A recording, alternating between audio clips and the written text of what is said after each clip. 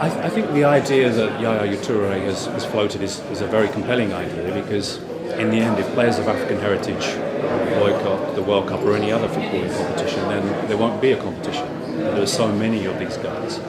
The African nations are as important to a World Cup as any other team. So I think it was interesting in the way that he posed the question in terms of dealing with what is an endemic problem. I'm fully expecting him to break the big one, to obviously beat Sir Bobby Charlton's record. That would be a fantastic achievement.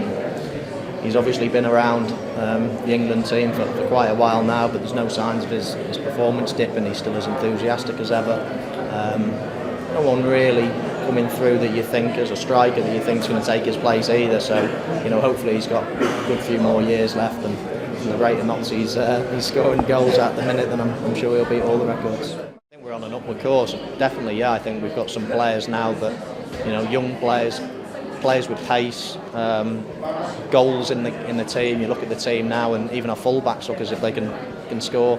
And you need to score goals at international level. And as I say, when I look at that team now, when it flashes up on the telly an hour before the kick-off, I actually look at it and think, we can give anyone a game. When the 8 of them sat down 150 years ago in this room, their intention was to sort of codify a slightly violent pastime. Let's write some rules, and then we can begin to kind of share it and grow it. And I have no idea if they could have imagined what they'd created, but I think they'd be pleased, proud, flabbergasted perhaps. But I think they're definitely proud of what they created. The bottom line for me has always been development of football or young sporting people in our country has declined rapidly over the years. That isn't a football problem, that's a country, government, schools problem.